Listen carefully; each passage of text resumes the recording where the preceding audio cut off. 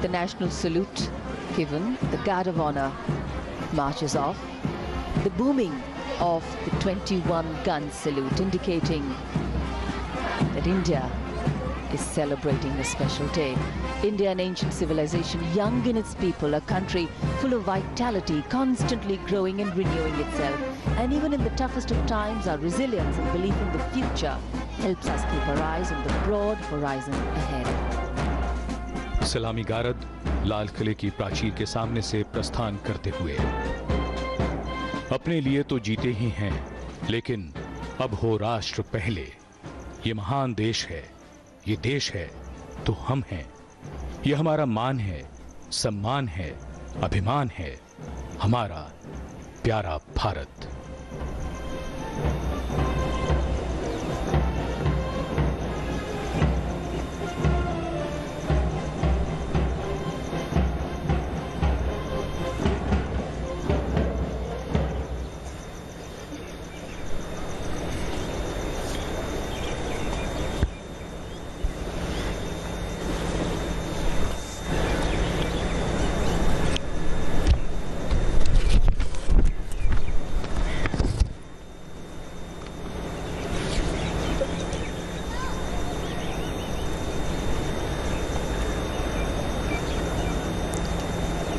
भारत के 125 करोड़ मेरे प्यारे देशवासियों,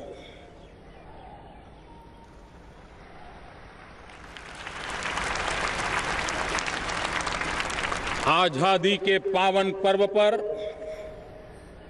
आप सबको हृदय से बहुत बहुत शुभकामनाएं।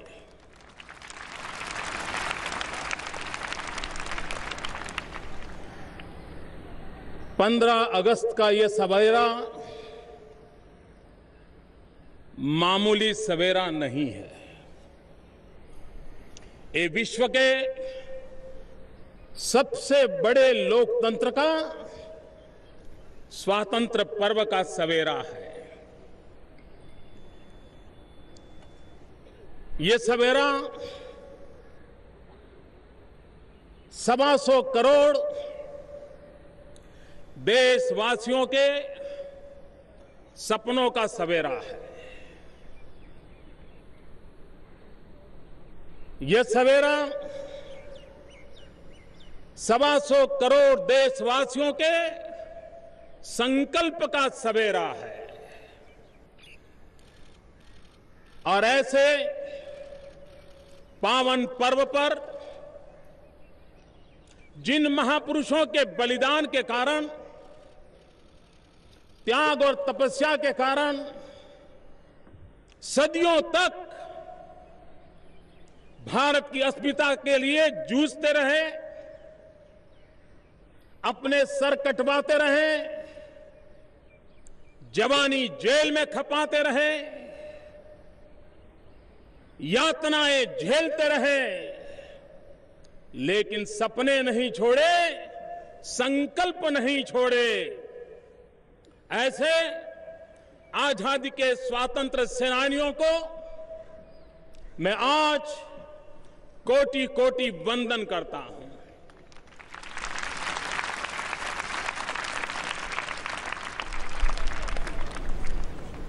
पिछले दिनों हमारे देश के अनेक गणमान्य नागरिकों ने, अनेक युवकों ने, साहित्यकारों ने, समाज सेवियों ने, चाहे वो बेटा हो या बेटी हो, विश्व भर में भारत का माथा ऊंचा करने का अभिनंदनीय कार्य किया है। अनगिनत वो लोग हैं जिनको मैं आज लाल किले की प्राची से भारत का माथा ऊंचा करने के लिए हृदय से बहुत बहुत शुभकामनाएं देता हूं, अभिनंदन करता हूं।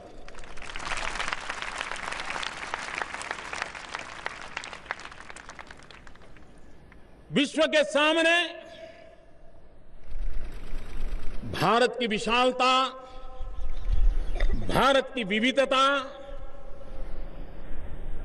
इसके गुणगान होते रहते हैं। लेकिन जैसे भारत की अनेक विशेषताएं हैं, भारत में अनेक विविधताएं हैं, भारत की विशालता है, वैसे ही भारत के जन जन में सरलता भी है और भारत के कोने कोने में एकता भी है।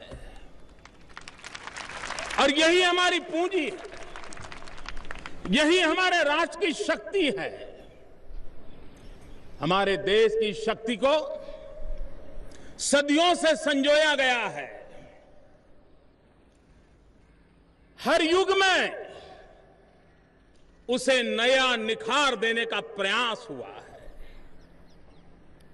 समय की आवश्यकता के अनुसार भविष्य के सपनों को साकार करने की आवश्यकता के अनुसार उन्हें ढाला गया है, उन्हें पनपाया गया है और उससे चिर पुरातन परंपराओं के बीच नित्य नूतन संकल्पों के साथ यह देश आज यहां पहुंचा है। हमारी एकता, हमारी सरलता, हमारा भाईचारा, हमारा सद्भाव, यह हमारी बहुत बड़ी पूंजी है। इस पूंजी को कभी दाग नहीं लगना चाहिए, कभी उसे चोट नहीं पहुंचनी चाहिए। अगर देश की एकता बिखर जाए तो सपने भी चूर चूर हो जाते हैं। और इसलिए चाहे जातिवाद का जहर हो, संप्रदायवाद का जुनून हो, उसे हमें किसी भी रूप में जगह नहीं देनी है, पनपने नहीं देना है।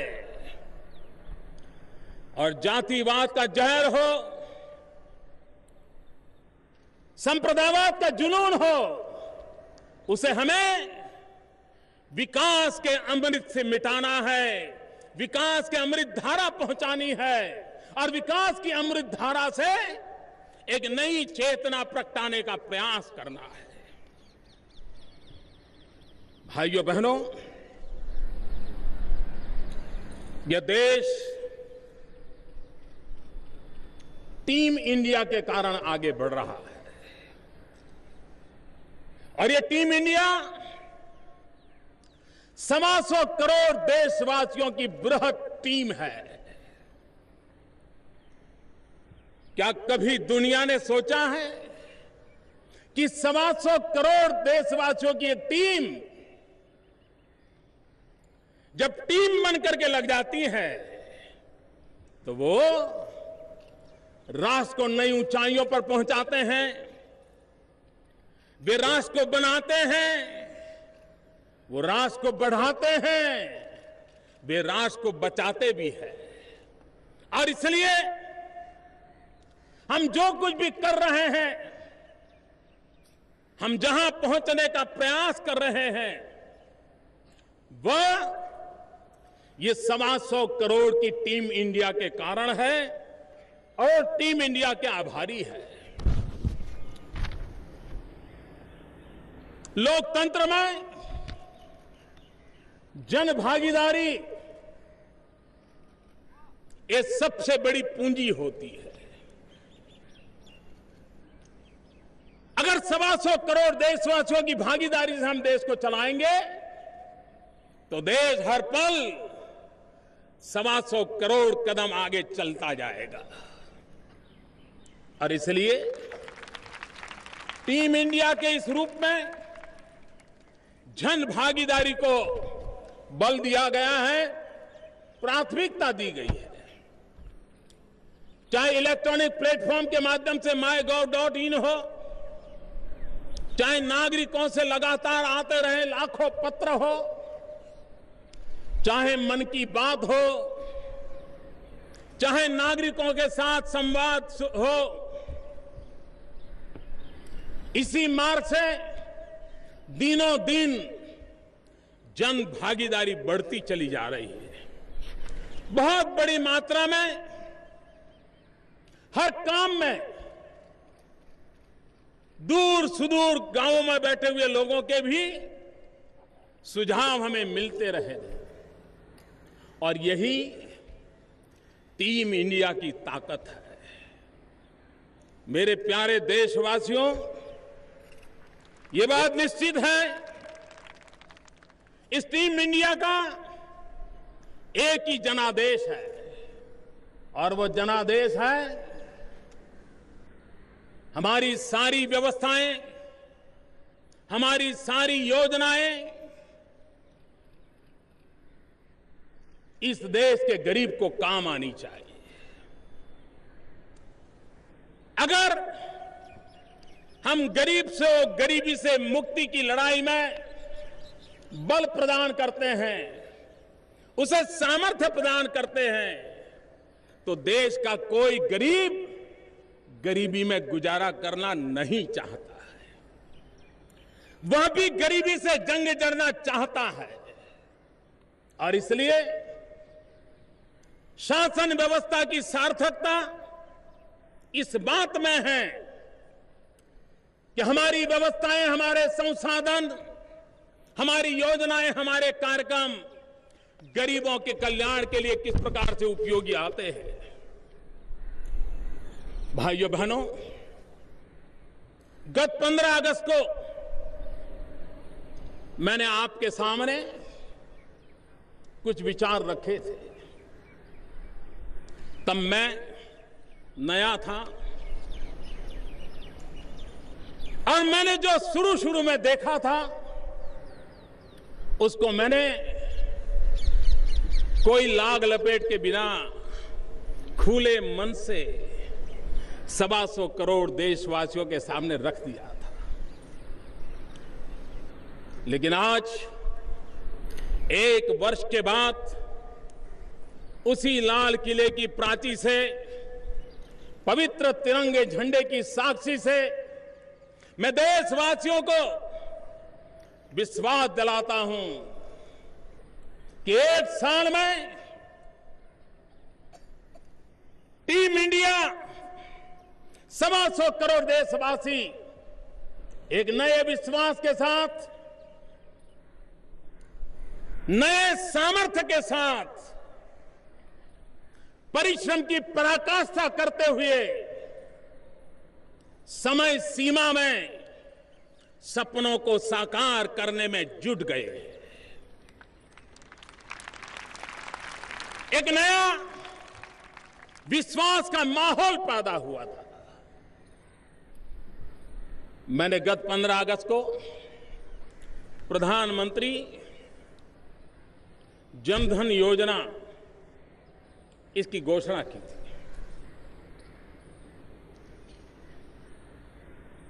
देश में 60 साल बीते, गरीबों के लिए बैंकों का राष्ट्रीयकरण किया गया, लेकिन इसके बावजूद भी 60 साल के से भी अधिक समय के बाद गत 15 अगस्त को देश के 40% लोग बैंक खातों से वंचित थे। गरीब के लिए बैंकों के दरवाजे बंद थे। हमने संकल्प किया कि इस कलंक को मिटाना है और विश्व में फाइनेंशियल इंक्लूजन की जो बातें होती है, उस फाइनेंशियल इंक्लूजन को एक मजबूत धरातल पर अगर लाना है तो देश के गरीब से गरीब व्यक्ति को आर्थिक गतिविधि की मुख्य धारा में जोड़ना पड़ेगा और बैंक अकाउंट ये उसका एक प्रारंभ बिंदु है। और हमने तय किया था, करेंगे, करते हैं, सोचते हैं, देखते हैं, ऐसा नहीं। हमने कहा था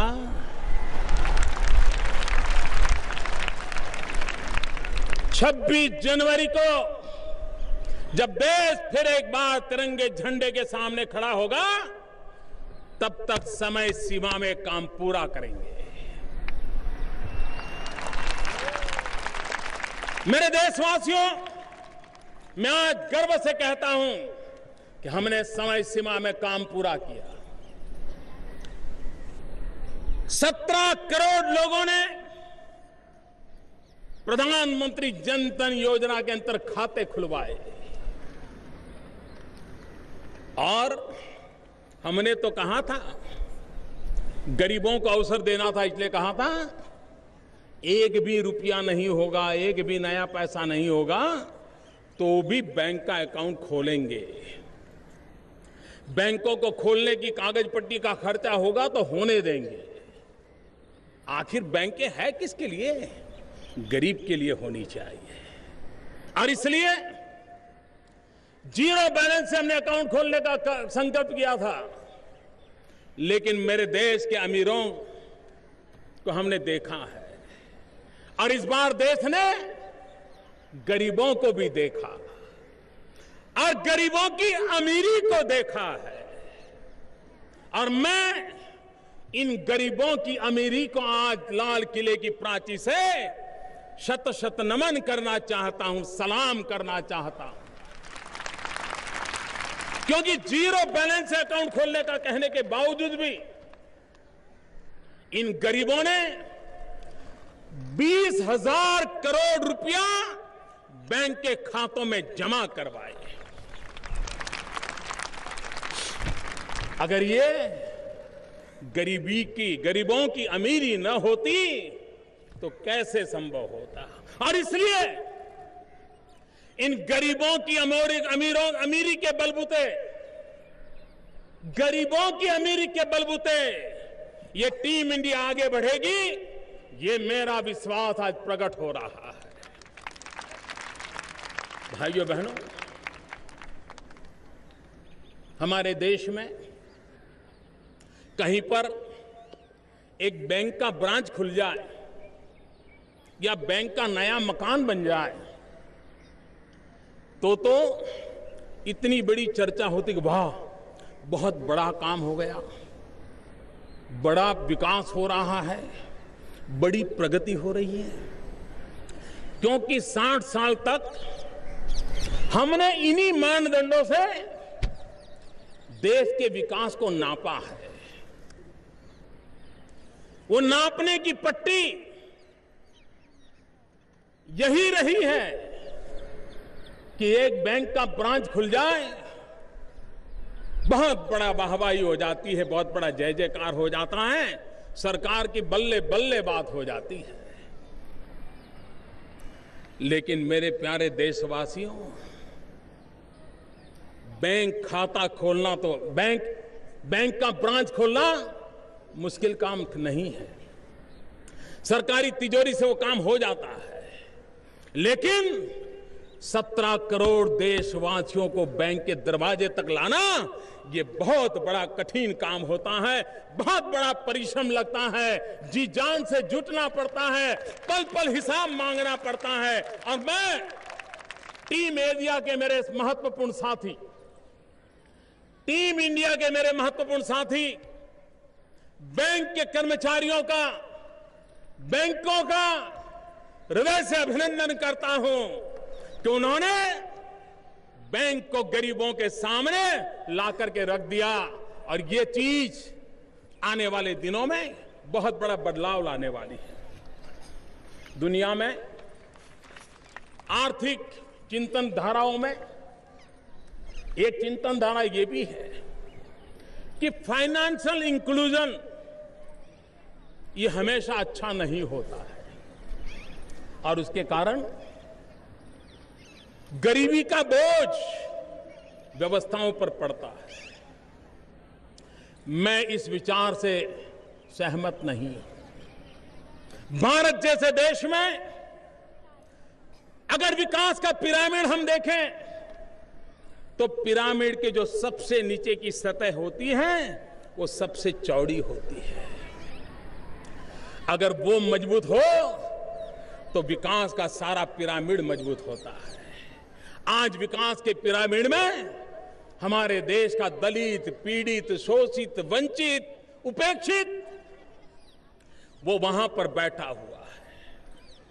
हमें पिरामिड, विकास की पिरामिड की इस नींव को मजबूत करना है, ताकि फाइनेंशियल इंक्लूजन के द्वारा अगर वो ताकतवर होगा तो विकास का पिरामिड कभी हिलेगा नहीं। कितने ही झोंके क्यों ना आए, उसे कोई संकट नहीं आएगा। और विकास का ये पिरामिड आर्थिक मजबूती पर खड़ा होगा तो उनकी खरीद शक्ति बहुत बढ़ेगी, और जब समाज के आखिरी इंसान की खरीद शक्ति बढ़ती है तो इस इकोनॉमी को आगे बढ़ने से कोई रोक नहीं पाता है। वो बहुत तेज गति से देश को विकास की नई ऊंचाइयों पर ले जाता है। और इसलिए हमारी कोशिश यह है कि हम उस पर बल दें। हमने सामाजिक सुरक्षा पर बल दिया है, गरीबों के भलाई के ऊपर बल दिया है।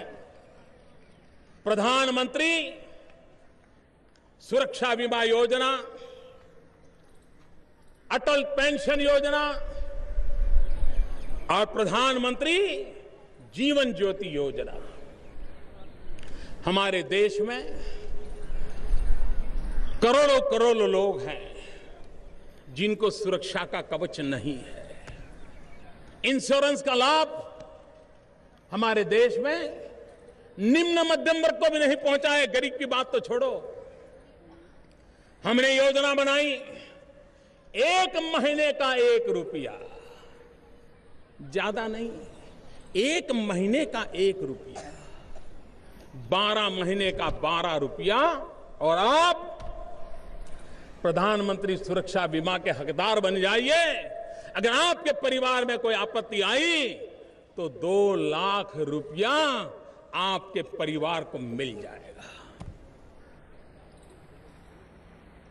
अर्थतंत्र को कैसे चलाया जाता है, हमने प्रधानमंत्री जीवन ज्योति बीमा योजना लाए। 1 दिन के 90 पैसे, 1 रुपये से भी कम, साल भर के 330 रुपया आपके परिवार के स्वास्थ्य के लिए, आपके परिवार की सुरक्षा के लिए 2 लाख रुपयों का बीमा सिर्फ 90 पैसे 2 रोज के हमने किया। भाइयों बहनों, भूतकाल में योजनाएं तो बनती रही है। कौन सरकार होगी जो योजना नहीं बनाती होगी? हर कोई बनाते हैं। कौन सरकार होती है जो घोषणाएं नहीं करती? हर कोई करती है। कौन सरकार होती है जो उद्घाटन के दिए न जलाती हो, फीता न काटती हो? सब कोई करते हैं। लेकिन कसौटी इस बात पे होती है कि हम जिन बातों को करते हैं उसको पूरा करते हैं कि नहीं करते। हमने एक नए वर्क कल्चर पर दबाव डाला है। हमने एक नई कार्य संस्कृति पर दबाव डाला है। और भाइयों बहनों, हमारे देश की कई योजनाएं जो 40 साल पुरानी हो, 50 साल पुरानी हो, 5 करोड़ 7 करोड़ लोगों से आगे नहीं पहुंच पाती। इस योजना को अभी तो 100 दिन पूरे हुए हैं। 100 दिन 100 दिन में 10 करोड़ नागरिकों ने इसका लाभ लिया है। 10 करोड़ नागरिकों हमारे देश में। ये 10 करोड़ नागरिक मतलब कि 10 करोड़ परिवार है। इसका मतलब ये हुआ कि देश में जो 30-35 करोड़ परिवार है उसमें से 100 दिन के भीतर भीतर 10 करोड़ परिवार इस योजना में शरीक हो गए हैं। भाइयों बहनों, हमारी सरकार की, टीम इंडिया की पिछले 1 साल की जो विशेषता है, टीम इंडिया का जो पराक्रम है, टीम इंडिया 125 करोड़ देशवासी टीम इंडिया, उन्होंने जो सबसे बड़ा काम किया है, समय सीमा में निर्धारित कामों को पूरा करना। मैंने पिछली बार लाल किले पर से शौचालय की बात की थी, स्वच्छता की बात की थी। देश के लिए पहले घंटे 2 घंटे अजूबा लगा कि एक ऐसा प्रधानमंत्री है कि लाल किले पर शौचालय बनाने में किस लिए समय खपा रहा है। लेकिन आज पूरे देश में जितने भी सर्वे होते हैं, हर सर्वे में एक बात उजागर आती है कि इस टीम इंडिया की सबसे महत्वपूर्ण, जन जन को छूने वाली कोई बात है तो वो स्वच्छता का अभियान है। भाइयों बहनों, हमने स्वच्छता अभियान को आगे बढ़ाने के लिए समाज के लोगों को आह्वान करते रहते थे। 9 लोगों का नाम अंकित करते थे। एक दौर चल पड़ा था। लेकिन आज इस टीम इंडिया को मुझे बधाई देनी है। चाहे सेलिब्रिटीज हो, चाहे राजनेता हो, चाहे समाज सेवक हो, शिक्षाविद हो, सांप्रदायिक जीवन से जुड़े हुए, आध्यात्मिक जीवन से जुड़े हुए महानुभाव हो, चाहे हमारे मीडिया के मित्र हो, सबने किसी की आलोचना किए बिना, बुराइयों को खोजने के बिना जन सामान्य को प्रशिक्षित करने का एक बहुत बड़ा बीड़ा उठाया है। मैं जिन्होंने इस काम को किया है उन सबका आज हृदय से अभिनंदन करता हूं। लेकिन सबसे ज्यादा एक बात मुझे कहनी है, ये स्वच्छ भारत के अभियान को सबसे बड़ी ताकत कहां से मिली है, उसके सबसे बड़े ग्रांड एम्बेसडर कौन है? आपका ध्यान नहीं गया होगा, लेकिन आप अपने परिवार में याद कीजिए क्या हुआ था। हिंदुस्तान में ऐसे कोटि कोटि परिवार हैं जिन परिवारों में 5 साल के, 10 साल के, 15 साल के बालक ये स्वच्छ भारत अभियान के सबसे बड़े एम्बेसडर बने हैं। ये बालक घर में कोई कूड़ा कचरा करता है तो बच्चे मां बाप को रोकते हैं, नहीं, गंदगी मत करो, कूड़ा कचरा मत फेंको। किसी पिता को गुटखा खाने की आदत है और कार का शीशा खोलता है तो बच्चा रोक देता है कि दादा बाहर थूकना नहीं, भारत स्वच्छ रहना चाहिए। यह कार्यक्रम की सफलता उन छोटे छोटे बालकों के कारण है। मैं मेरे देश के भविष्य के प्रति, उन बालकों के प्रति अपना सर झुकाना चाहता हूं, सर झुका करके नमन करना चाहता हूं। जो बात बड़े बड़े लोगों को समझने में देर लगती है, वो भोले भाले निर्मल मन के बालकों ने तुरंत पकड़ लिया है। और मुझे विश्वास है, जिस देश का बालक इतना सजग हो, स्वच्छता के लिए प्रतिबद्ध हो, वो देश स्वच्छ होके रहेगा, गंदगी के प्रति नफरत पैदा होके रहेगी। 2019 महात्मा गांधी की 150वीं जयंती हम मनाने वाले हैं, और महात्मा गांधी की 150वीं जयंती स्वच्छ भारत को हमें उन्हें अर्पित करना है। महात्मा गांधी को 150वीं जयंती पर इससे बड़ी कोई श्रद्धांजलि नहीं हो सकती, और इसलिए अभी तो काम शुरू हुआ है, लेकिन मुझे इसको आगे बढ़ाना है, इसको रोकना नहीं है, संतोष मानना नहीं है। मैंने ट्रायल के लिए, क्या ये काम टीम इंडिया कर पाती है कि नहीं कर पाती, इसके ट्रायल के लिए एक जिसको नाप सकूं ऐसे कार्यक्रम को यहां से मैंने घोषित किया था। किसी से सलाह मशवरा करके घोषित नहीं किया था, जिलों से, गांवों से जानकारियां प्राप्त कर करके घोषित नहीं किया था। बस मेरे दिल में आया और मैंने कह दिया था कि अगली 15 अगस्त तक हमारे विद्यालयों में, हमारे स्कूलों में लड़के और लड़कियों के लिए अलग शौचालय बना देंगे। और बाद में जब हम काम शुरू किया, टीम इंडिया ने अपने जिम्मेवारी को समझा, ध्यान में आया इस देश में 2,62,000 विद्यालय ऐसे थे जिसमें 4.25 लाख से ज्यादा टॉयलेट बनाने थे। यह आंकड़ा इतना बड़ा था कि कोई भी सरकार सोचती कि नहीं साहब, इसके लिए समय बढ़ा दीजिए। लेकिन टीम इंडिया का संकल्प देखिए, किसी ने भी समय बढ़ाने की मांग नहीं की। और आज 15 अगस्त को मैं उस टीम इंडिया का अभिनंदन करता हूं कि उन्होंने भारत के तिरंगे झंडे का सम्मान करते हुए इस सपने को पूरा करने में कोई कसर नहीं छोड़ी, और करीब करीब सारे टॉयलेट बनाने के काम में टीम इंडिया ने सफलता पाई है। मैं इसके लिए राज्य सरकारों को अभिनंदन देता हूं, जिला इकाई में बैठे हुए सरकारी अफसरों को अभिनंदन करता हूं, शिक्षा संस्था में बैठे हुए नीति निर्धारक हो या संचालक हो, उन सबका अभिनंदन करता हूं।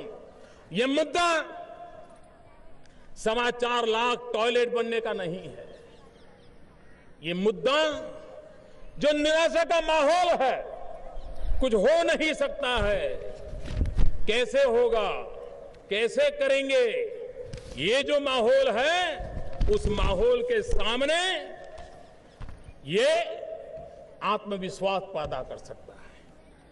हम भी कुछ कम नहीं है, टीम इंडिया पीछे नहीं हट सकती है, टीम इंडिया सफलता लेके रह सकती है, ये इसमें से संकेत मिलता है। और इसलिए राष्ट्र चलता है आत्मविश्वास के भरोसे, राष्ट्र चलता है नए नए संकल्पों की पूर्ति कर करके, राष्ट्र चलता है नए नए सपनों को संजो करके। हम कहीं बंद नहीं हो सकते, हमने निरंतर आगे बढ़ना होता है। और इसलिए भाइयों बहनों, हमारे देश का मजदूर, हमने योजना बनाई श्रम एव जयते। भारत में गरीब मजदूर के प्रति देखने का रवैया हमें शोभा नहीं देता है। हम कोई कोट पैंट टाई पहना हुआ बताएं, लंबा कुर्ता जैकेट पहन करके कोई महापुरुष मिल जाए तो खड़े होकर के उसका बड़ा अभिवादन करते हैं। लेकिन कोई ऑटो रिक्शा वाला आ जाए, कोई पैदल रिक्शा वाला आ जाए, कोई अखबार बेचने वाला आ जाए, कोई दूध बेचने वाला आ जाए, इन गरीब के प्रति हमारा देखने का भाव ठीक नहीं है। राष्ट्र की इस कमी को 125 करोड़ देशवासियों ने अपने मन के संकल्प से मिटाना है, जिनके कारण हम अच्छे दिखते हैं, जिनके कारण हमारा अच्छा काम होता है, उससे बड़ा हमारा कोई हितैषी नहीं होता। और इसलिए डिग्निटी ऑफ लेबर, श्रमिकों का सम्मान, श्रमिकों का गौरव, यह हमारा राष्ट्रीय कर्तव्य होना चाहिए, यह हमारा राष्ट्रीय स्वभाव होना चाहिए, यह जन जन की प्रवृत्ति होनी चाहिए, ये जन जन की वृत्ति होनी चाहिए। पिछले दिनों कुछ योजनाओं के तहत जो अनऑर्गेनाइज लेबर हैं उनको विशेष पहचान पत्र देने का हमने अभियान प्रारंभ किया है। उस पहचान पत्र के द्वारा उसको कई सुरक्षा की योजनाओं का लाभ मिलने वाला है। इन असंगठित मजदूरों की तरफ कभी देखा नहीं जाता था। उसी प्रकार से हमारे देश के मजदूरों ने अपनी मेहनत से सरकार की तिजोरी में अपना हिस्सा जमा करवाया। धीरे धीरे ये रकम 27,000 करोड़ रुपए पहुंची।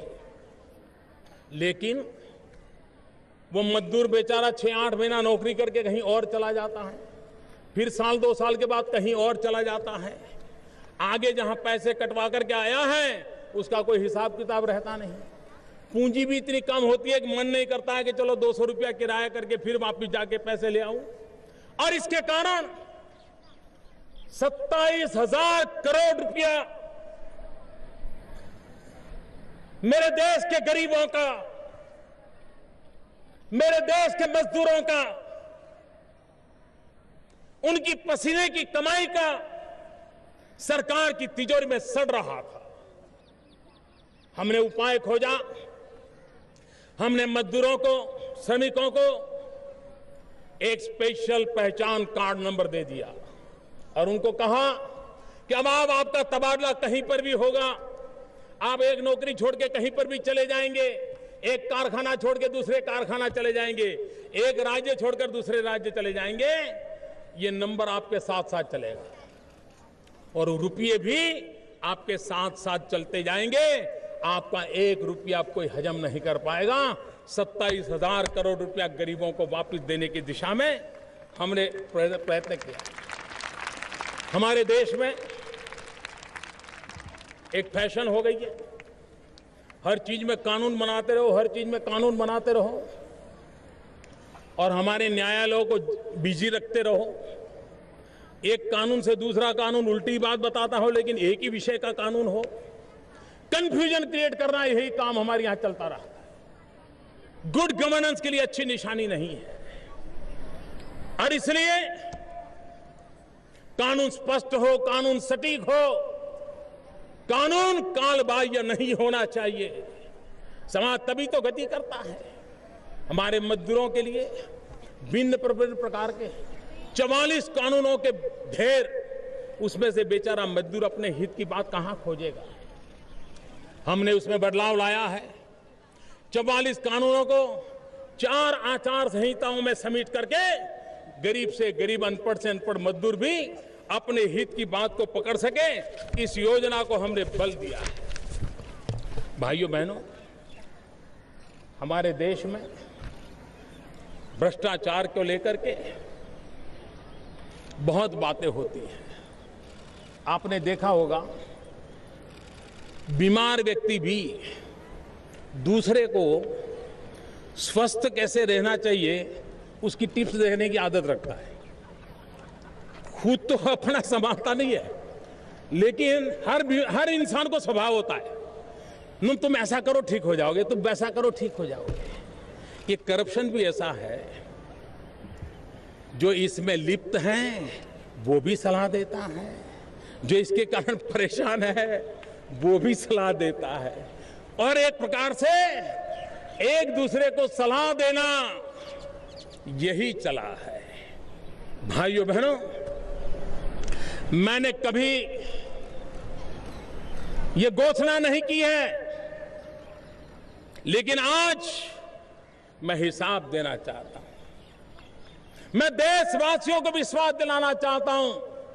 मैं 125 करोड़ देशवासियों की टीम इंडिया को कहना चाहता हूं कि ये देश भ्रष्टाचार से मुक्त हो सकता है। अनुभव के आधार पर कह रहा हूं। ऊपर से शुरू करना होता है, साथ साथ भ्रष्टाचार हमारे देश में दीमक की तरह लगा हुआ है, और दीमक ऐसी फैलती जाती है, पहले तो दिखती नहीं है, लेकिन जब बेडरूम तक घुस जाए, कपड़े जहां लगे उस कपबोर्ड तक पहुंच जाए, तब पता चलता है। और जब दिमाग से मुक्ति लेनी है तो हर स्क्वायर मीटर जमीन पे इंजेक्शन लगाने पड़ते हैं दवाइयों के। घर में एक जगह पर इंजेक्शन लगाने से काम नहीं बनता है। दिमाग को अगर खत्म करना है तो हर स्क्वायर मीटर पे हर महीने इंजेक्शन लगाते रहना पड़ता है, तब जाकर के सालों प्रयास करने के बाद दिमाग से मुक्ति मिलती है।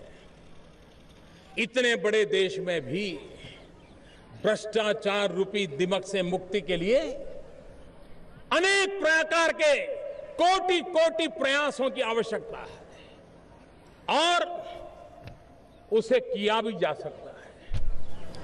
कभी कभी मैं अगर ये कहता कि मैं एलपीजी गैस सब्सिडी 15,000 करोड़ रुपया कट करने वाला हूं, तो मैं दावे से कहता हूं हिंदुस्तान में इस सरकार की वाहिवाही के सैकड़ों लेख लिखे गए होते हैं कि मोदी बड़ा दम वाला है कि उसने 15,000 करोड़ रुपए की गैस की सब्सिडी को बंद कर दिया। ये आदमी है जो बड़े कठोर निर्णय कर सकता है, और अगर वो नहीं किया तो यार कुछ होता नहीं है, कुछ दिखता नहीं है। कभी कभी कुछ लोगों को निराशा की गर्त में डूबने का शौक होता है। जब तक वो चार लोगों के बीच निराशा की बातें न करें, उनको रात को नींद नहीं आती। ये उनका एक व्यसन होता है। कुछ बीमार लोग होते हैं जिनको कोई बीमारी के लिए पूछे तो पसंद नहीं आता है, वो चाहते नहीं कि बीमारी का पता चले। और कुछ बीमार ऐसे होते हैं वो इंतजार करते हैं, यार वो आया नहीं, वो पूछने नहीं आया, और फिर उसको घंटे पर वर्णन करते थे, ऐसा हुआ ऐसा हुआ ऐसा हुआ। मैं देख रहा हूं कुछ लोग होते हैं जो निराशा ढूंढते रहते हैं, निराशा फैलाते रहते हैं, और जितनी ज्यादा निराशा फैले उतना उनकी ज्यादा गहरी नींद आती है। ऐसे लोगों के लिए न योजनाएं होती हैं, न कार्यकलाप होते हैं, और न ही 125 करोड़ देशवासियों की टीम इंडिया इनके लिए भी समय इन्वेस्ट करने के लिए तैयार है। लेकिन होता कैसे है? एलपीजी की सब्सिडी हमने डायरेक्ट बेनिफिट ट्रांसफर की स्कीम लाए, जनधन अकाउंट का फायदा लिया, आधार कार्ड का फायदा लिया, और ग्राहकों के खाते में सीधी सब्सिडी पहुंचाई। और इसके कारण जो दलाल थे उनकी दुकान बंद हो गई, जो बिचौलिए थे उनकी दुकान बंद हो गई, जो काला बाजारी थे उनकी दुकान बंद हो गई। सही व्यक्ति को सही लाभ, किसी का 1 रुपया काटा नहीं, बड़ी वाहवाही हो ऐसी घोषणाएं नहीं की, व्यवस्था में सुधार किया और मैं आज मेरे 125 करोड़ देशवासियों की इंडिया टीम को कहना चाहता हूं, इसके कारण करीब 15,000 करोड़ रुपया, हर साल का 15,000 करोड़ रुपया जो कि गैस सिलेंडर के नाम से चोरी होता था, वो बंद हो गया, भ्रष्टाचार चला गया मेरे देशवासियों। लगता होगा काम कैसे होते हैं मेरे भाइयों बहनों। 15,000 करोड़ रुपया भारत जैसे देश के लिए सामान्य बात नहीं होती है, और वो हमने करके दिखाया। और हमने खुली वेबसाइट बनाई, डीलरों को यहां बोर्ड लगवाया। इसके बावजूद भी किसी भी की शिकायत है तो आधी रात को उसको गैस सिलेंडर मिल जाएगा, लेकिन देश को लूटने वालों के लिए इजाजत नहीं है, गरीबों के पैसे लूटने वालों के लिए इजाजत नहीं है। क्या ये काम भ्रष्टाचार के खिलाफ लड़ाई का काम है कि नहीं? मेरे भाइयों बहनों, देश ने एक रिक्वेस्ट की थी मैंने मेरे देशवासियों को कि अगर आप आर्थिक रूप से संपन्न हैं तो आप एलपीजी सब्सिडी क्यों लेते हैं? ये 500-700 रुपया आपके लिए क्या जरूरत है? 500-700 रुपया तो आप चाय पान में एक दिन में खर्च करने वाले लोग हैं। मैंने अभी बात शुरू की है, अभियान नहीं चलाया, क्योंकि टीम इंडिया पर मेरा भरोसा है, जैसे जैसे बात पहुंचेगी परिणाम मिलता जाएगा। लेकिन आज मैं गर्व से कहता हूं कि ये एलपीजी गैस सिलेंडर की सब्सिडी गिव इट अप का मूवमेंट चलाया, अब तक 20 लाख लोगों ने गैस सब्सिडी छोड़ दी। भाई, ये आंकड़ा छोटा नहीं है, ये छोटा आंकड़ा नहीं है। हम मंदिर में प्रसाद की कतार में भी खड़े रहते हैं तो कभी मन करता है कि छोटे भाई के लिए भी और एक प्रसाद दे दे, ये हमारी प्रकृति है। लेकिन और ये 20 लाख कोई अमीर घराने के लोग नहीं है, सामान्य मध्यम वर्ग, कोई शिक्षक पेंशन पे गुजारा करता है। लेकिन जब उसने सुना कि ये सिलेंडर किसी गरीब परिवार को जाने वाला है, उसने अपनी सब्सिडी छोड़ दी। मेरे भाइयों बहनों, गरीबों के कल्याण के लिए जब 20 लाख गैस सिलेंडर उस गरीब परिवार में पहुंचेंगे जहां का रसोड़ा किचन धुएं से भरा हुआ रहता है, आप मुझे बताइए उस मां को कितना सुख मिलेगा। छोटे छोटे बच्चे धुएं के कारण रोते रहते हैं, उनको कितना सुख मिलेगा। काम सही दिशा में करने से परिणाम मिलता है। भाइयों बहनों, अगर मैं कोयले की चर्चा करूंगा तो कुछ पॉलिटिकल पंडित उसको राजनीति के तराजू से तोलेंगे। ये जगह उस काम के लिए नहीं है, और इसलिए मैं सभी पॉलिटिकल पंडितों को प्रार्थना करता हूं कि मैं जिस कोयले की चर्चा करने जा रहा हूं उसको राजनीति के तराजू से कृपा करके मत तोलिए। ये राष्ट्र की संकल्प शक्ति का तकाजा है। जब सीए जी ने कहा कि कोयले पर्ची से कोयले की खदान देने के कारण 1,76,000 करोड़ का नुकसान हुआ है। हम भी चुनाव में भाषणों में बोलते थे, लेकिन मन में कभी रहता यार इतना तो नहीं होगा, बोलते तो थे। लेकिन मेरे भाइयों बहनों, हमने समय सीमा के अंदर तय किया कि कोयला हो, स्पेक्ट्रम हो और कोई खनिज हो, अब उसका नीलामी की जाएगी, ऑक्शन किया जाएगा। और मेरे प्यारे देशवासियों, ये टीम इंडिया का पराक्रम देखिए, 125 करोड़ देशवासियों की टीम इंडिया का संकल्प देखिए। समय सीमा में कोयले का ऑक्शन हुआ और करीब करीब 3 लाख करोड़ रुपया देश के खजाने में आएंगे। भाइयों बहनों, आप अपनी आत्मा से पूछिए, क्या भ्रष्टाचार गया कि नहीं गया? दलालों का ठेका गया कि नहीं गया? हिंदुस्तान की संपत्ति को लूटने वालों के दरवाजे बंद हुए कि नहीं हुए? मैंने कोई भाषण नहीं दिया था, करके दिखाया। स्पेक्ट्रम में वही हुआ। अभी एफएम रेडियो का ऑक्शन चल रहा है, बड़े बड़े लोग परेशान हैं। मुझ पे बहुत दबाव डाला गया कि मोदी जी, एफएम रेडियो तो सामान्य व्यक्ति को काम आता है, कोई कमाई नहीं होती है, आप एफएम रेडियो का ऑक्शन क्यों करते हैं? बहुत दबाव डाला गया था। हर प्रकार से मेरा ध्यान आकर्षित करने का प्रयास हुआ था, लेकिन हमने कहा 125 करोड़ देशवासियों की टीम इंडिया ट्रांसपेरेंसी चाहती है, पारदर्शिता चाहती है। और अभी एफएम रेडियो के करीब 80-85 शहरों का ऑक्शन चल रहा है।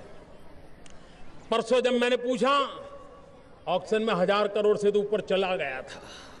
ये पैसा गरीब के काम आने वाला है। भाइयों बहनों, देश को ठेकेदारों ने कैसे चलाया, कैसे लूटा, नीतियों पर प्रभाव पैदा किया, हमारे देश में कैसा कारोबार किया गया है।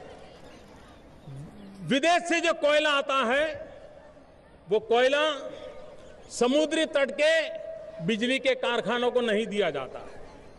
उसको जहां कोयले की खदानें हैं, उसके अगल बगल के कारखानों को देने के लिए वहां से ट्रांसपोर्ट किया जाता है।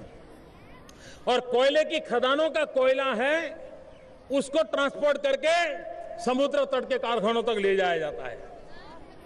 इस देश के छोटे बालक को भी समझ आ सकता है कि भाई, इधर का माल उधर और उधर का माल उधर के बजाय जिसका जहां है वहां लगाओ। भाइयों बहनों, हमने निर्णय बदल दिया। कारखाने के नजदीक में जो है, उसका लाभ सबसे पहले उसको मिले। और मैं कहना चाहूंगा, एक छोटे से इस निर्णय ने दलालों की दुकानें बंद की और सरकार की तिजोरी में 1100 करोड़ रुपया जमा हो गया मेरे भाइयों बहनों, और ये हर वर्ष होगा। भ्रष्टाचार एक प्रकार से व्यवस्था का हिस्सा बन गया है। जब तक व्यवस्था के हिस्सों से उसको काटा नहीं जाएगा, भाइयों बहनों, मैं आज तिरंगे झंडे की साक्षी से बोल रहा हूं, लाल किले की प्राची से बोल रहा हूं, 125 करोड़ देशवासियों के सपनों को समझ करके बोल रहा हूं। 15 महीने हो गए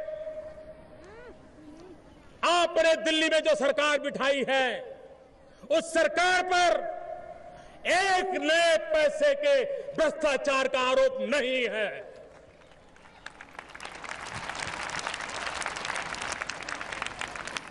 और मैं, मेरे देशवासियों,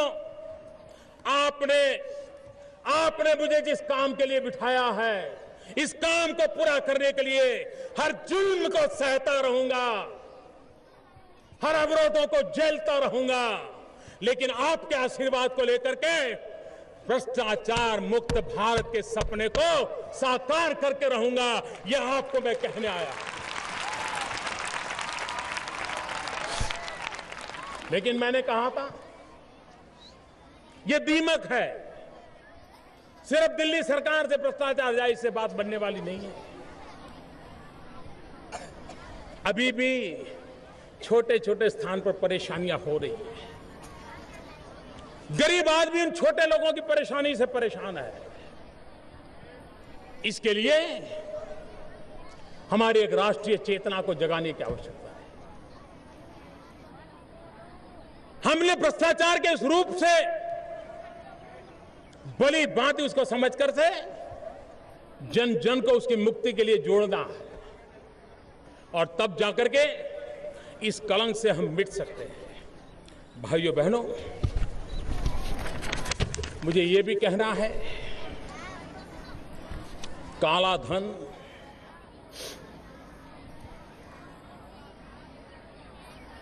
काले धन के लिए इतने कम समय में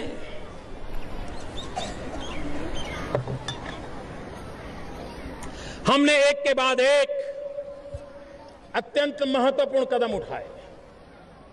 सरकार बनने के पहले ही दिन सुप्रीम कोर्ट के मार्गदर्शन में एसआईटी बना दी।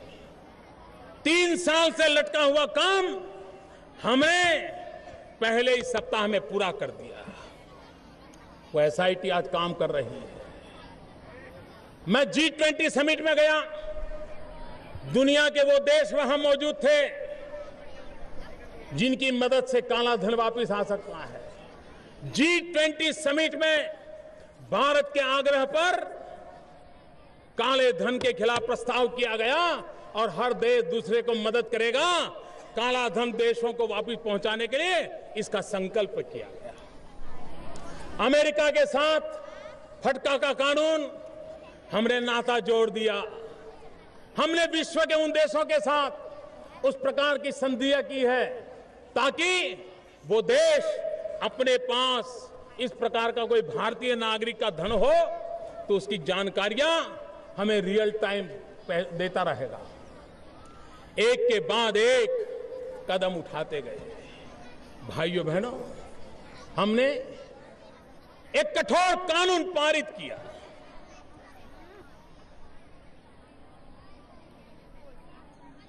अब जब कानून पारित हो गया तो हर हफ्ते कोई न कोई हमारी सरकार का संपर्क करता है और कहता है आपकी सरकार ने बड़ा जुल्म किया है, ऐसा कठोर कानून बना दिया।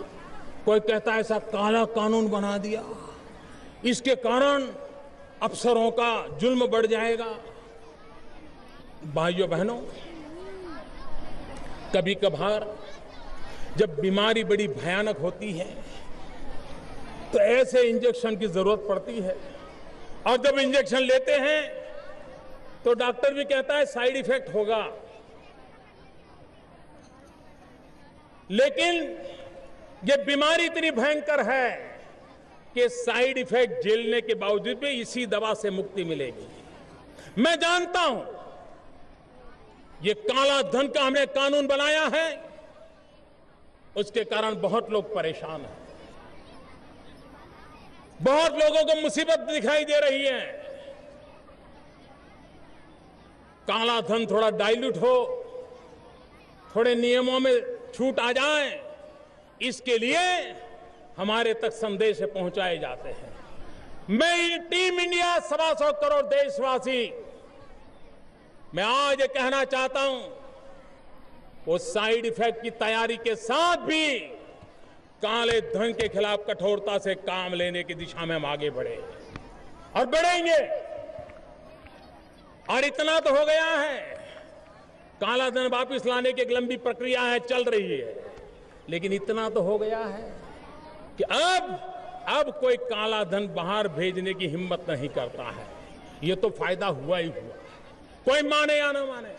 इतना ही नहीं, अभी कुछ दिनों में जब ये समय दिया है कि आप अपना घोषित कर सकते हो, मैं आज कह सकता हूं करीब 6500 करोड़ रुपया अघोषित आय लोगों ने आकर के घोषित सामने से करना शुरू कर दिया।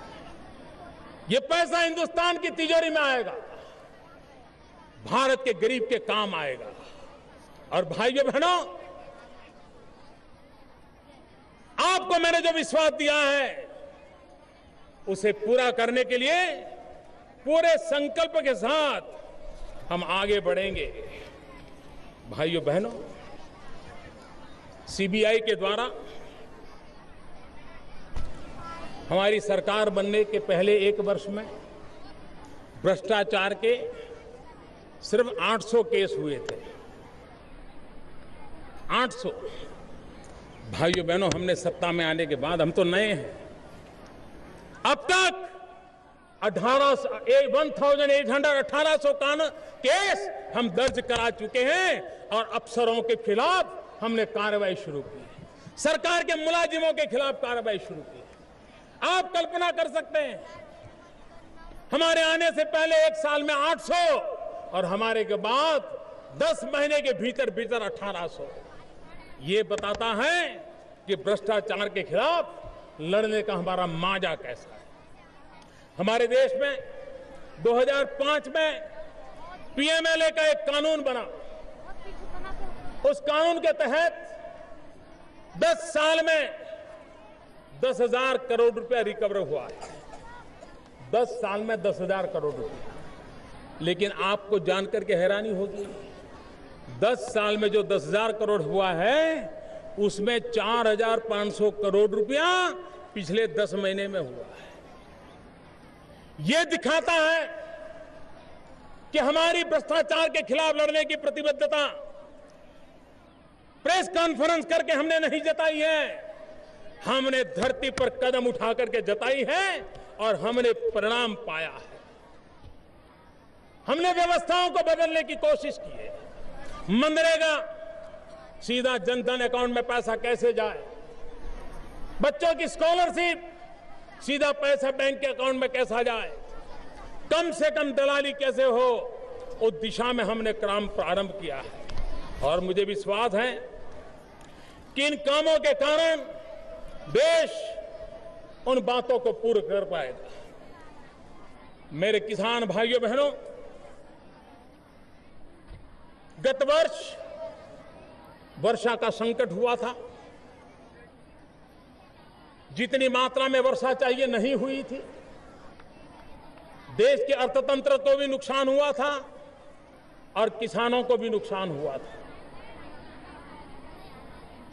उसके बावजूद भी महंगाई को नीचे लाने में हम सफल हुए थे। यह मानना पड़ेगा कि हमारे आने से पहले महंगाई डबल डिजिट थी, 2 अंकों में चलती थी। हमारे आने के एक के बाद एक प्रयासों के कारण बारिश कम होने के बावजूद भी, किसान परेशान हुआ, उसके बावजूद भी महंगाई को 2 अंकों से नीचे लाते लाते करीब 3-4% तक लाने में हम सफल हो गए। उसको और नीचे ला जाने का प्रयास हमारा जारी रहे, क्योंकि गरीब से गरीब की थाली में संतोषजनक खाना मिले, इस सपनों को लेकर के हम चल रहे हैं। लेकिन हमारे देश के कृषि जीवन को एक बहुत बड़े बदलाव की आवश्यकता है। जमीन कम होती जा रही है, परिवारों में जमीन बढ़ती चली जा रही है, टुकड़े छोटे हो जा रहे हैं। हमारी जमीन की उपजाऊ ताकत बढ़ानी पड़ेगी, प्रोडक्टिविटी बढ़ानी पड़ेगी। किसान को पानी चाहिए, किसान को बिजली चाहिए। उस सपने को पूरा करने की दिशा में हम काम कर रहे हैं। 50,000 करोड़ रुपया प्रधानमंत्री कृषि सिंचाई योजना के लिए हमने लगाने का तय किया है। और खेत तक पानी कैसे पहुंचे और पानी बचाना भी होगा। Save water, save energy, save fertiliser, इस मंत्र को लेकर के हमने हमारे कृषि जीवन में आंदोलन खड़ा करना है। और इसलिए हम उस काम को आगे बढ़ाने के लिए पर ड्रॉप मोर क्रॉप, एक एक बूंद से अधिकतम फसल और सफल किसान, इस काम को आगे बढ़ाने की दिशा में, ये धन खर्चने की दिशा में आगे बढ़े हैं। पिछले दिनों जब ओले गिरे, हमने 50% उसको जो क्षति हुई थी उस क्षतिपूर्ति में वृद्धि कर दी। 60 साल में इतना बड़ा जंप कभी लगा नहीं था।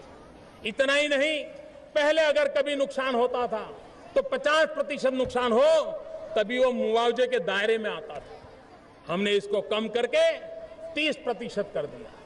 इससे बड़ा किसान को मदद का काम पिछले 60 साल में कभी हुआ नहीं है। किसान को यूरिया चाहिए, हमने नीम कोटिंग यूरिया, मैं फिर एक बार कहता हूं, भ्रष्टाचार के खिलाफ कैसे लड़ाई लड़ी जाती है।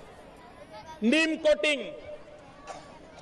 कोटिंग ये कोई मोदी के दिमाग की पैदावार नहीं है, ये वैज्ञानिकों ने सुझाया हुआ विचार है। और ये विचार सिर्फ मेरी सरकार के सामने आया ऐसा नहीं, पहले भी सरकारों के सामने आया है। हमारे देश में किसानों के नाम यूरिया जाता है, अरबों खरबों का यूरिया जाता है, लेकिन वो यूरिया 15%, 20%, 25% केमिकल की फैक्ट्रियों में चला जाता है रॉ मटेरियल के रूप में। नाम किसान का होता है, दलालों के माध्यम से चोरी होती है। नीम कोटिंग 100% किए बिना ये चोरी रोकी नहीं जा सकती, और इसलिए हमने सरकार की तिजोरी पर बोझ पड़े तो भी यूरिया का 100% नीम कोटिंग करने का काम पूरा कर दिया है। और इसके कारण अब ये यूरिया खेती के सिवाय किसी काम नहीं आ सकता। कोई केमिकल फैक्ट्री उसमें से कुछ नहीं निकाल सकती, और इसलिए किसान को जितना यूरिया चाहिए उतना मिलेगा। और नीम कोटिंग होने के कारण उसको जो न्यूट्रिशन वैल्यू चाहिए जमीन में 10% कम यूरिया उपयोग करते हुए भी उसको इसका लाभ मिलने वाला है। आने वाले सीजन में मेरे देश के किसानों को यूरिया का एक नया लाभ, और मैं तो सभी किसानों को कहता हूं, कोई गलती से भी नीम कोटिंग के बिना का यूरिया आपको दिखाता है तो आप मान लेना कि वो सरकार के द्वारा अधिकृत नहीं है, किसी ने पीले रंग का कोई पाउडर आपको दे दिया है, उसको हाथ मत लगाना। भाइयों बहनों, पिछले दिनों मैं कहता हूं, भारत का अगर विकास करना है तो पूर्वी हिंदुस्तान के विकास के बिना भारत विकसित नहीं हो सकता है। भारत का पश्चिमी छोर यही अगर आगे बढ़ेगा तो हिंदुस्तान कभी आगे बढ़ नहीं सकता है। हिंदुस्तान तब आगे बढ़ेगा जब हमारा पूर्वी उत्तर प्रदेश ताकतवर बने, हमारा बिहार ताकतवर बने, हमारा पश्चिम बंगाल ताकतवर बने, हमारा आसाम, हमारा उड़ीसा, हमारा नॉर्थ ईस्ट, ये भूभाग हिंदुस्तान का ये ताकतवर बनना चाहिए। और इसलिए इंफ्रास्ट्रक्चर का मामला हो, रेल कनेक्टिविटी का मामला हो, डिजिटल कनेक्टिविटी का मामला हो, हमने हर बात में पूर्वी भारत पर ध्यान केंद्रित किया है। और पूर्वी भारत पर ध्यान केंद्रित करने में एक हम गैस की पाइपलाइन लगा रहे हैं। किसी ने सोचा होगा कि जिन राज्यों में किचन में पीने का पानी टैप से आना भी मुश्किल लगता है, वहां गैस का पाइप तक पहुंचाने की दिशा में हम काम कर रहे हैं। और 4 यूरिया फर्टिलाइजर के कारखाने जो पूर्वी भारत में बंद पड़े थे, वहां के नौजवान बेरोजगार हुए थे, वहां का किसान परेशान हो रहा था।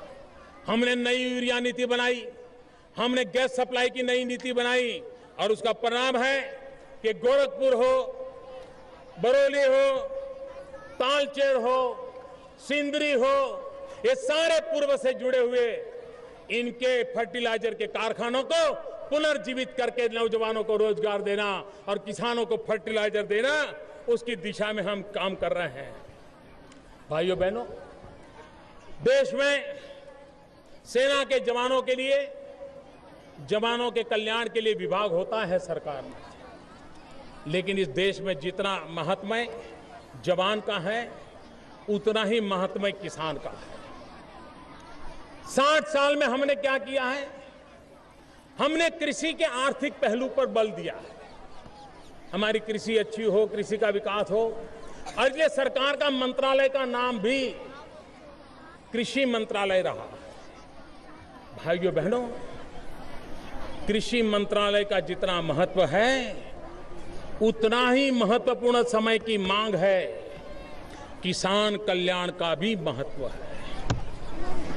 अकेली कृषि विकास, ये बात ग्रामीण जीवन के लिए, कृषि जीवन के लिए अधूरी है। वो पूर्ण तब होगी जब किसान कल्याण को भी जोड़ा जाए। और इसलिए भाइयों बहनों, अब भारत सरकार का जो मंत्रालय कृषि मंत्रालय के रूप में जाना जाता था, वो कृषि मंत्रालय एवं किसान कल्याण मंत्रालय के रूप में जाना जाएगा।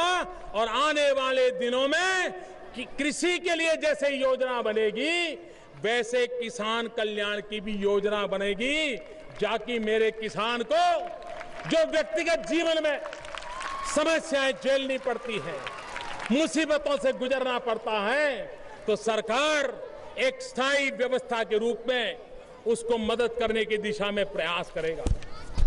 भाइयों बहनों, आने वाले दिनों में एक काम की ओर मैं ध्यान देना चाहता हूं। आजादी के इतने वर्ष हो गए, लेकिन आज भी हमारे देश में करीब 18,500 गांव ऐसे हैं कि जहां बिजली का तार नहीं पहुंचा है, बिजली का खंभा नहीं पहुंचा है।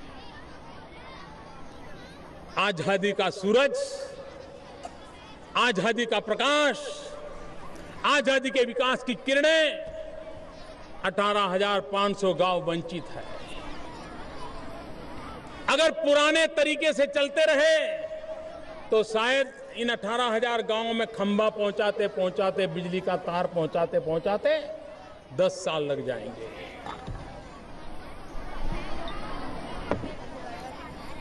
देश 10 साल इंतजार करने के लिए तैयार नहीं है। मैंने सरकार के मुलाजिमों की मीटिंग ली। मैंने उनको पूछा क्या करोगे, तो कोई कहता है साहब 2019 तक कर देंगे, कोई कहता है 2022 तक कर देंगे। बोले घने जंगलों में है, फलानी जगह पे है, पहाड़ों में है, बर्फीले प्रदेश में है, कैसे पहुंचे। 125 करोड़ देशवासियों की टीम इंडिया का संकल्प है इन 18,500 गांवों में 1000 दिन के अंदर बिजली का खंभा, बिजली का तार और बिजली पहुंचे, ये काम पूरा करके दिया जाएगा। और मैं राज्यों से आग्रह करता हूं कि हम इसको करके दिखाएं। और सब राज्यों में ये बाकी नहीं है, कुछ ही राज्यों में ज्यादा बाकी है। अगर मैं उन राज्यों का नाम दूंगा तो फिर मेरी बात को पॉलिटिकल तराजू से तोला जाएगा, राजनीति छींटाकशी होगी। और इसलिए मैं उस चक्कर में पड़ना नहीं चाहता। और इसलिए मैं कहता हूं 125 करोड़ देशवासियों की टीम इंडिया लाल किले से ये संकल्प करती है कि राज्यों के सहयोग से, स्थानीय इकाइयों के सहयोग से आने वाले 1000 दिन में 18,500 गांवों में हम बिजली पहुंचाने का काम करेंगे।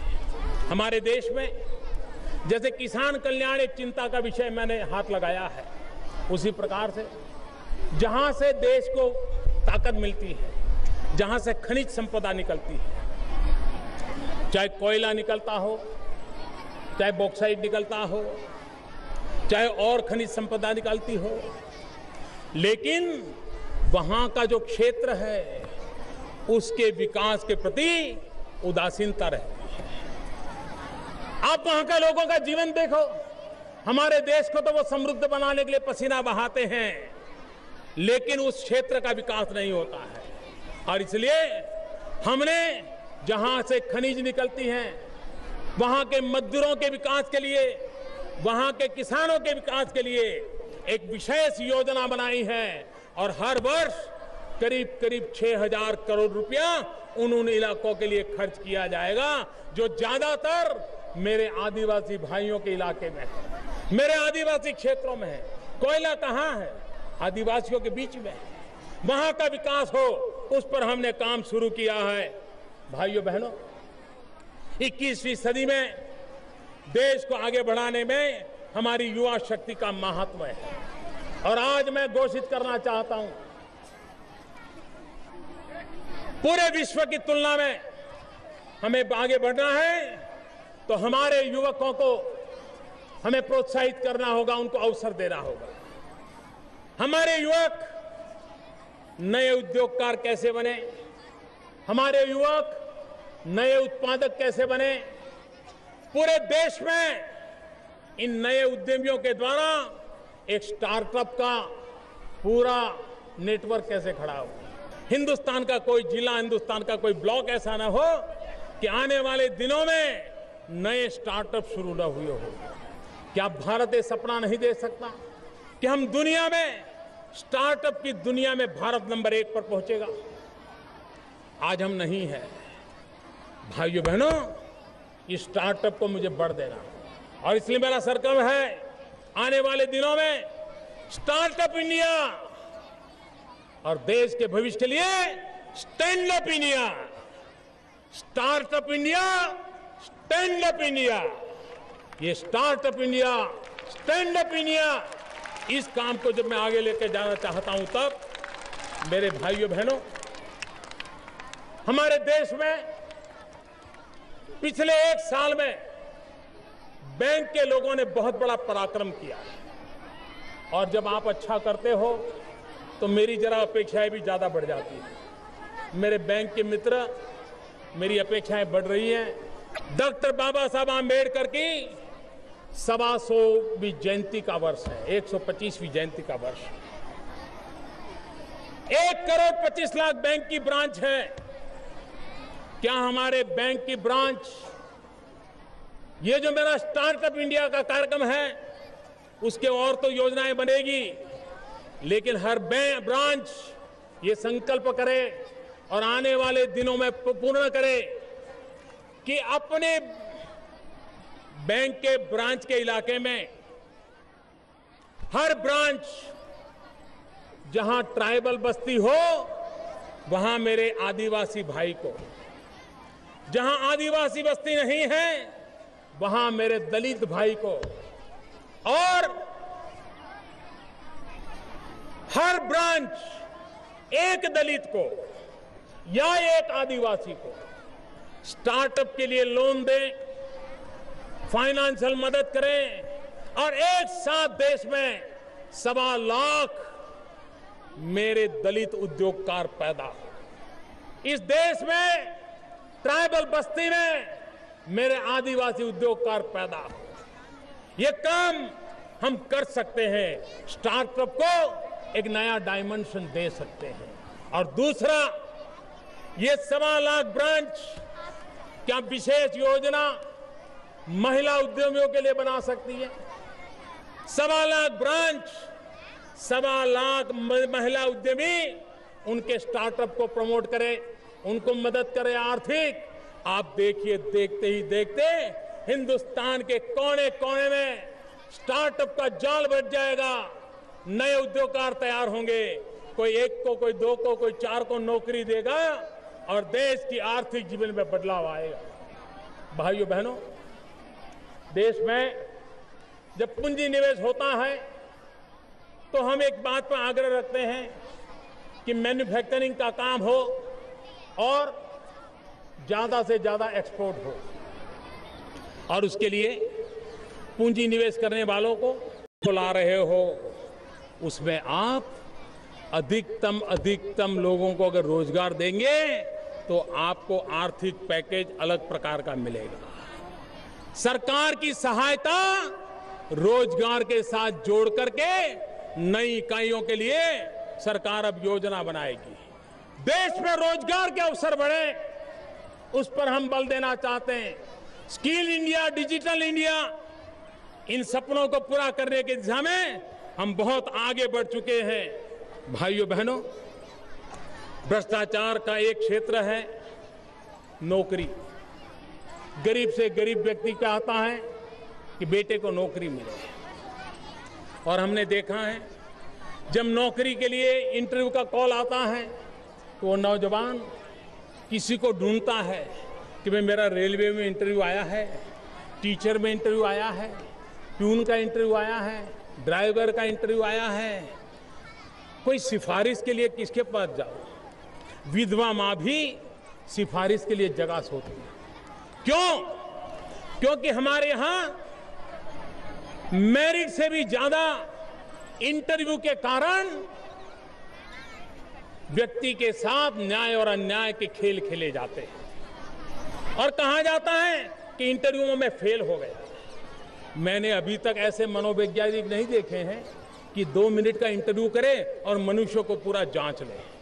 भाइयों बहनों, मेरे मन में कई दिनों से चल रहा है, एक गरीब मां का बेटा, कम शिक्षा पाया हुआ व्यक्ति, जिसे छोटी छोटी नौकरियों की जरूरत है, क्या उसको इंटरव्यू देना जरूरी है? क्या बिना इंटरव्यू उसको नौकरी नहीं मिल सकती? क्या ऑनलाइन उसकी मार्कशीट के आधार पर, यह तय हो कि हमें 500 लोगों की जरूरत, पहले 500 कौन है? हमें 2000 की जरूरत है, पहले 2000 कौन है? हां, जहां पर फिजिकल फिटनेस के टेस्टिंग है उसके दायरे अलग हो, उसकी पद्धति अलग हो। जहां ऊपर के नौकरियां हैं, जहां पर पर्सनालिटी का महत्व रहता है, एक्सपीरियंस का महत्व रहता है, लेकिन छोटी छोटी, मैं तो देख रहा हूं रेलवे की नौकरी के लिए नागालैंड, मिजोरम से लोग एग्जाम देने के लिए, इंटरव्यू देने के लिए मुंबई तक बेचारे दौड़ते हैं। ये मुझे बीमारी बंद करनी है। मैं आग्रह करता हूं राज्य सरकारों को, मैं आग्रह करता हूं सरकार के मेरे सभी साथियों को कि हम छोटी छोटी नौकरियों से ये इंटरव्यू हो सके उतना जल्द बंद करें, मेरिट के आधार पर दें। देश में से भ्रष्टाचार जो गरीब आदमी को परेशान करता है उससे उसको मुक्ति मिलेगी और उसको हमें पूरा करने की दिशा में प्रयास करना चाहिए, ये मेरा आग्रह है। मेरा देश चैन से सोता है।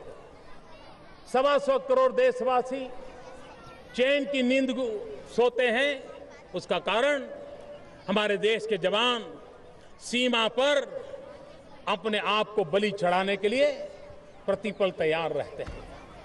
कोई देश अपनी सेना का मूल्यांकन काम नहीं आंक सकता। 125 करोड़ देशवासियों की टीम इंडिया, उनके लिए भी मेरा देश का हर फौजी, हर जवान, हर सैनिक एक राष्ट्र की शक्ति है, राष्ट्र की संपत्ति है, राष्ट्र की ऊर्जा है। कई वर्षों से कई सरकारें आई और चली गई। वन रैंक वन पेंशन, ये विषय हर सरकारों के सामने आया है, हर सरकारों के सामने प्रस्ताव रखे गए हैं, हर सरकारों ने छोटे मोटे वचन भी दिए हैं, वादे भी किए हैं, लेकिन समस्या का समाधान नहीं हुआ। मेरे आने के बाद भी अभी तक मैं इसको कर नहीं पाया। मैं आज मेरे सेना के सभी जवानों को विश्वास फिर से एक बार दे रहा हूं और ये बात एक व्यक्ति नहीं बोल रहा, 125 करोड़ टीम इंडिया की तरफ से मैं कह रहा हूं। तिरंगे की छत्र छाया में कह रहा हूं, लाल किले की प्राची से कह रहा हूं। मेरे सेना के जवानों, सिद्धांततः वन रैंक वन पेंशन हमने स्वीकार किया हुआ है, लेकिन इसके संगठनों से बातचीत का दौर चल रहा है। हम चाहते हैं, अंतिम दौर में यह दाव तब पहुंची है, संपूर्ण राष्ट्र के विकास को ध्यान में रखते हुए हर किसी को न्याय मिले, इस बात को ध्यान में रखते हुए 20-20, 25-25 साल से लटकी हुई समस्या का हमने रास्ता खोजना है। मुझे विश्वास है कि जिस विश्वास के साथ वार्ता चल रही है, मैं सुखद परिणाम की आशा करता हूं और इसलिए मैं फिर एक बार विश्वास दिलाता हूं कि सिद्धांततः इस सरकार ने वन रैंक वन पेंशन की बात को स्वीकार किया है। उसकी नीति गीटी को देख करके लागू कैसे किया जाए, उसके लिए संबंधित लोगों से बातचीत करते हुए हमारी बात को आगे हम बढ़ा रहे हैं। भाइयों बहनों, 2022 भारत की आजादी के 75 साल हो रहे हैं। भारत की आजादी के 75 साल 2022 15 अगस्त को मना करके चुप नहीं होना। आज इसी 15 अगस्त को 2022 15 अगस्त के लिए हमें संकल्प लेना है। हिंदुस्तान के 6 लाख गांव, हर गांव एक सपना तय करे, संकल्प तय करे कि 2022 को हमारे गांव को इस समस्या से हम मुक्त कर देंगे। 125 करोड़ देशवासी अपने जीवन में 2022 भारत की आजादी के 75 साल हम भी एक संकल्प करें, हर नागरिक एक संकल्प करे कि मैं देश की भलाई के लिए, समाज की भलाई के लिए इस काम को करूंगा। एक बार मेरे 125 करोड़ देशवासी एक संकल्प लेकर के आगे बढ़े तो 2022 का जब सवेरा होगा 15 अगस्त का, हमारे देश के लिए मर मिटने वाले आजादी के सैनिकों, उनकी आत्मा जब देखेगी तो देश ने 125 करोड़ संकल्पों को पूरा किया होगा। 6 लाख गांवों ने 6 लाख सपनों को पूरा किया होगा। शहरों ने, महानगरों ने, सरकार के हर विभाग ने, सरकार की हर इकाई ने एक एक संकल्प लेकर के अभी से जुट जाना है। और हमारा कोई लिटरेचर ऐसा ना हो, हमारी कोई बात ऐसी ना हो जिसमें 2022 15 अगस्त को दोहराया ना जाए, जिसमें आजादी के 75 साल का संकल्प दोहराया ना जाए। एक मोमेंटम खड़ा करना चाहिए। आजादी का आंदोलन भाइयों बहनों दशकों तक चला। आजादी सामने नहीं दिखती थी तो 1910 में भी कोई आजादी की बात करता था, 20 में भी करता था, 30 में भी करता था। दशकों तक एक बात को दोहराया गया, तब आजादी प्राप्त हुई। स्वाभिमानी, गौरवशाली, समृद्ध राष्ट्र के लिए हमें सक्षम भारत बनाना है, समृद्ध भारत बनाना है, स्वस्थ भारत बनाना है, सुसंस्कृत भारत का सपना हमें पूरा करना है, स्वाभिमानी भारत बनाना है, श्रेष्ठ भारत बनाना है। 2022 तक इस देश में कोई गरीब बिना घर के न रहे। 24 घंटे बिजली पहुंचाने की दिशा में हमें सफल होना है। हमारा कृषक सबल हो, हमारा श्रमिक संतुष्ट हो, हमारी महिलाएं सशक्त हो, हमारी युवा स्वावलंबी हो, हमारे बुजुर्ग सकुशल हो और हमारे गरीब संपन्न हो। समाज में कोई पिछड़ा न रहे, हमारे हर किसी को अधिकार समान हो और पूरे भारतीय समाज में समरसता का माहौल हो। इसी सपने के साथ मैं फिर एक बार आजादी के इस पावन पर्व पर, आजादी के 75वीं वर्षगांठ एक निश्चित रोड मैप के साथ आगे बढ़ाने की तैयारी के साथ 125 करोड़ देशवासियों को हृदय से बहुत बहुत शुभकामनाएं देता हूं। मेरे साथ पूरी ताकत से बोलेंगे, भारत माता की, भारत माता की, भारत माता की, वंदे वंदे वंदे, जय हिंद, जय हिंद, जय